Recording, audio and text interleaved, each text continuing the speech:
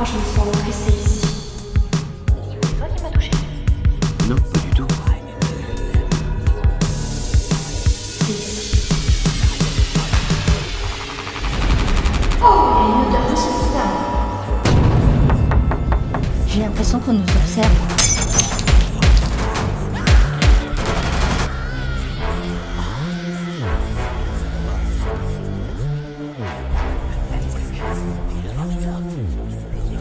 Maurice Thériault de Marie Alsina, des dossiers Warren. Nous allons vous raconter cette histoire en 2 étapes. Je me suis permis de réécrire quelques passages pour vraiment vous plonger dans cette histoire. J'ai pas filtré l'avis du petit Maurice Thériault pour qu'on puisse vraiment comprendre les tenants et les aboutissants de cette histoire. Je vais vous présenter cette histoire de Maurice Thériault, on la connaît tous, mais l'adaptation des scénarios télévisuels est adaptée au large public. Moi, aujourd'hui, ça sera l'histoire vraie. Une histoire cruelle, difficile parfois à écouter et vraiment pénible. Maurice Thériault était le fils de fermiers francophones, d'origine canadienne. Il habitait un petit village dans le Maine, aux États-Unis, et son enfance avait été particulièrement douloureuse. Dès son plus jeune âge, Maurice avait souffert de l'attitude tyrannique de son père, lequel le forçait à travailler de longues heures durant à la ferme et le battait fréquemment. Au fil des années, son père était devenu de plus en plus violent. « Maurice, après les cochons, tire à faire les vaches et dépêche-toi !» Papa, j'ai pas encore fini. Oh, je sais pas qui c'est qui m'a mis ça au monde, mais c'est vraiment une galère. Oh, si tu vas pas plus vite, je vais te mettre une calotte, tu vas voir. Oui, j'ai fait au plus vite, papa. Eh ben, tu vas voir, tu vas goûter mon ceinturon. Eh ben, prends ça, tu l'auras bien mérité.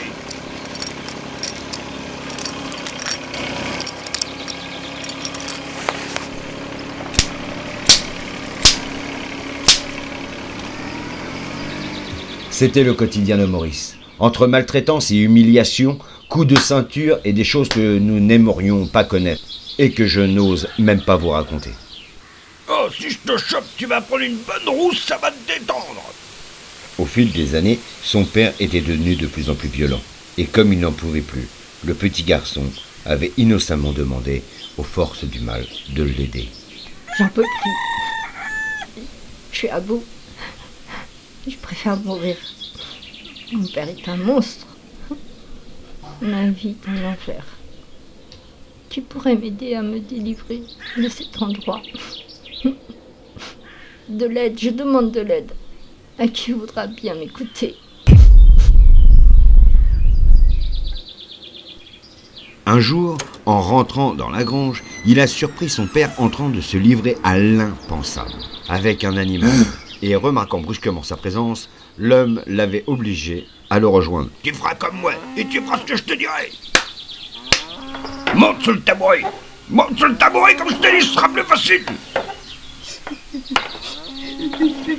J'ai pas envie de le faire. J'ai pas envie de le faire. Je t'ai dit, fais-le, sinon je te mets un coup de carabine. En grandissant, Maurice avait développé des talents tout à fait particuliers. Sa résistance était immense, sa force extraordinaire. Et il possédait la connaissance de choses qu'il n'avait jamais apprises. À l'adolescence, il s'est retrouvé contraint d'arrêter ses études pour travailler à la ferme. Et un peu de temps après, il avait essayé de s'engager dans l'armée. Mais ses projets avaient été déjoués par son père, à sa majorité. Maurice avait quitté ses parents et il vivait de petits boulots.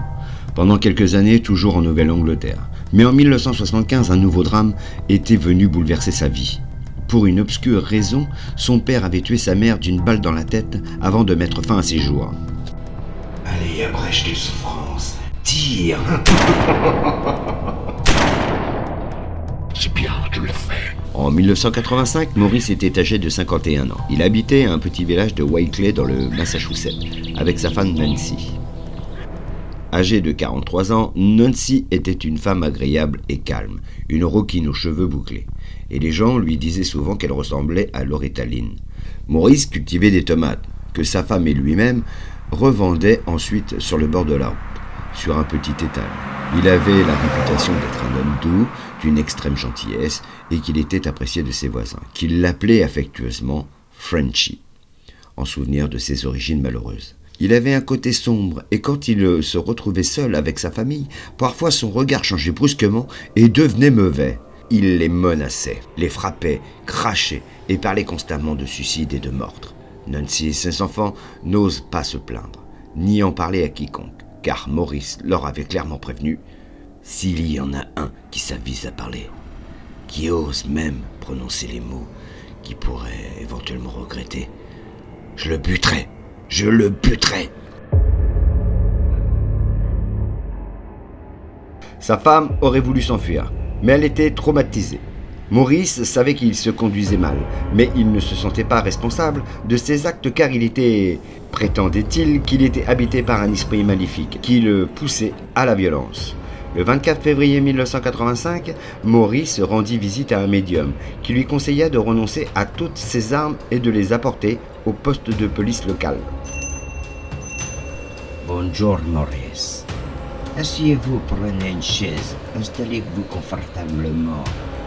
Je vais lire dans ma boule ce qui va se passer. Je regarde.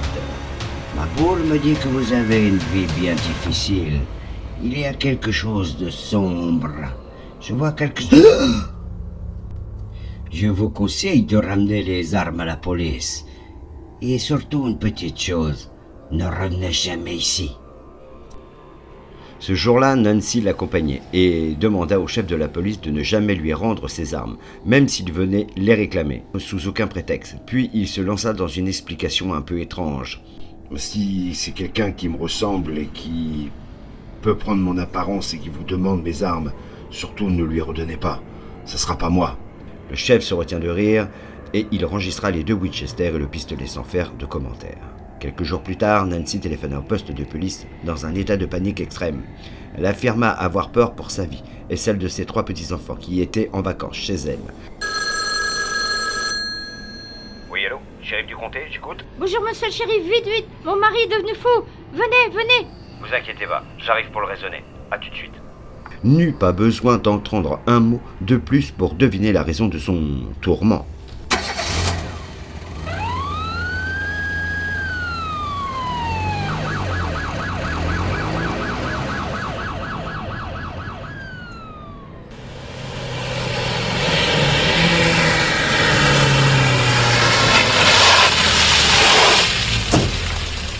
Bonjour Maurice, je vois que t'es dehors.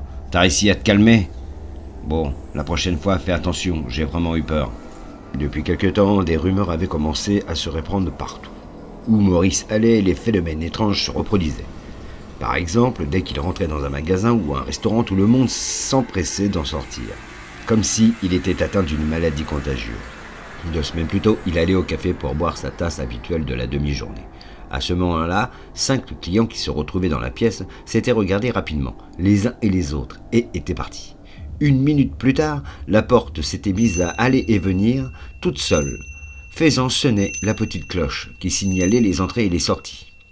Le gérant du café s'est alors approché de Maurice, mais craignant une esclandre, le chef l'avait devancé et il dit au fermier « Écoute Frenchy, tu ruines le business de Sam. Tu dois arrêter avec toutes ces histoires à propos de ta maison possédée, ou ne viens plus ici. Tu comprends ?» Maurice n'avait rien répondu. Il hocha la tête. Quand il avait fini sa tasse de café, il sortait. Le fermier se prétendait victime de mystérieuses forces qui faisaient voler les objets dans les airs et tentaient d'incendier sa ferme, mais le policier pensait que Maurice avait essayé de brûler sa maison pour d'obscures raisons et qu'il cherchait à se disculper en inventant des histoires qui parlaient de surnaturel. À la voix terrifiée de Nancy, le chef avait compris qu'il allait assister à quelques événements étranges, et comme il s'attendait à une supercherie, il avait décidé de prendre la caméra avec lui, et de se faire accompagner de l'un de ces hommes qui pourrait lui servir de témoin. Il connaît bien la route qui mène à la propriété des Thériault. Maurice les avait déjà appelés à plusieurs reprises, au beau milieu de la nuit, pour se plaindre de bruits bizarres sur sa propriété. Le chef de la police était venu inspecter les lieux, et à chaque fois, il n'a rien entendu de bizarre.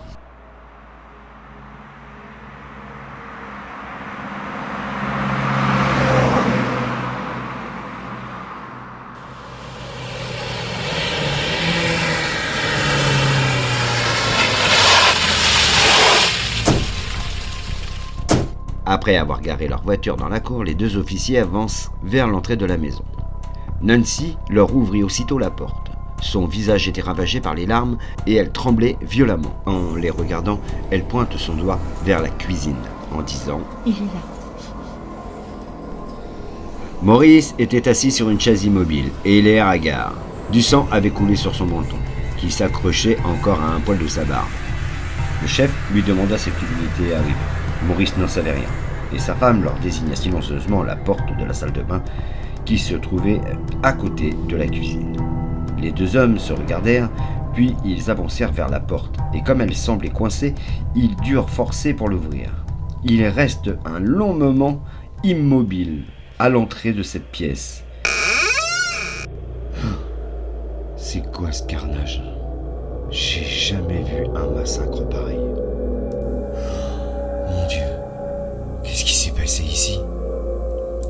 Jamais ils avaient vu un aussi effroyable spectacle. Le carrelage noir et blanc de la petite salle de bain était recouvert de sang, et même le lavabo et le miroir étaient éclaboussés. Mais Nancy, qu'est-ce qui s'est passé ici? J'ai pas envie de vous le dire.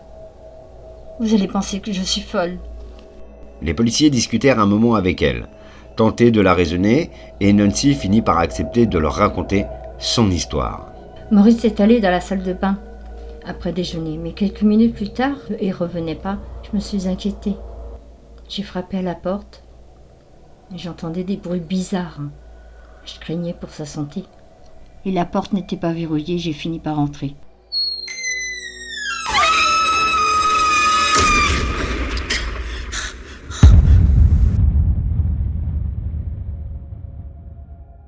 Maurice baignait dans une mare de sang, le visage tordu et le corps recroquevillé en position fétale. Il grimaçait, montrait ses dents comme un loup, et elle ne voyait que le blanc de ses yeux retournés.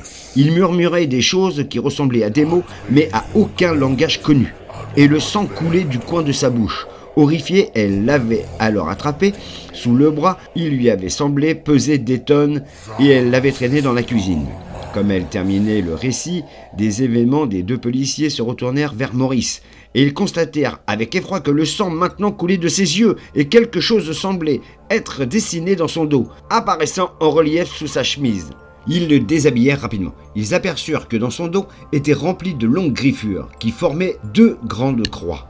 D'après Nancy, ce genre d'incident ne s'était jamais produit auparavant, et comme elle expliquait aux policiers, elle se mit à pleurer. Le chef prit alors des photos du dos de Maurice, qui montraient clairement les marques. Puis il tenta d'interroger Nancy, mais elle ne savait plus grand-chose.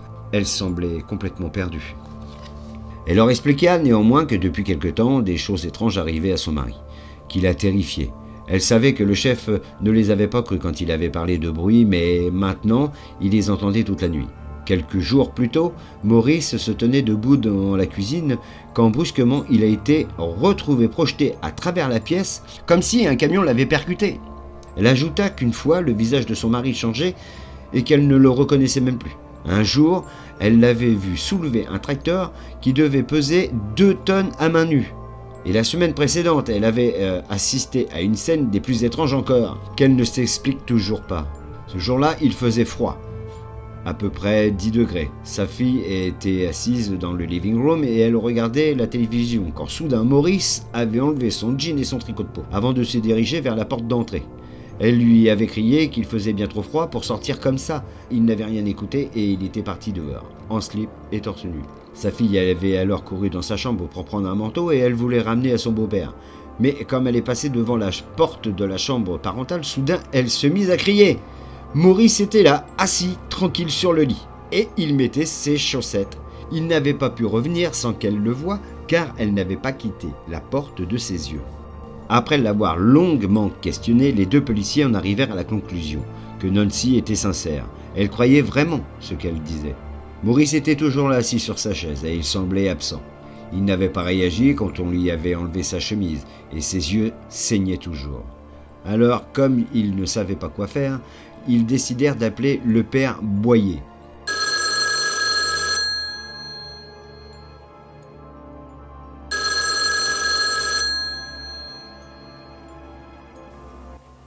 Oui, bonjour, je suis bien avec le père Boyer. Je suis le shérif. Vous êtes bien à l'église catholique Saint-Paul? Oui, c'est bien moi, le père Boyer. Vous m'appelez pour la famille Thériault? Oui. Oui, c'est difficile. C'est une famille qui a beaucoup de problèmes. Beaucoup de problèmes. Oui. Le prêtre, je vais vous expliquer ce qui s'est passé. Hein. J'ai visité 2 fois la maison, à plusieurs reprises, et j'ai fait une bénédiction dans la maison et qu'il avait rapidement compris de quoi ils l'ont retourné. Hein. Les problèmes de Maurice étaient bien réels. Hein. Je vais vous raconter que mon prédécesseur avait un jour été appelé dans cette maison un homme qui se prétendait posséder, laquelle l'avait attaqué lors de sa première visite.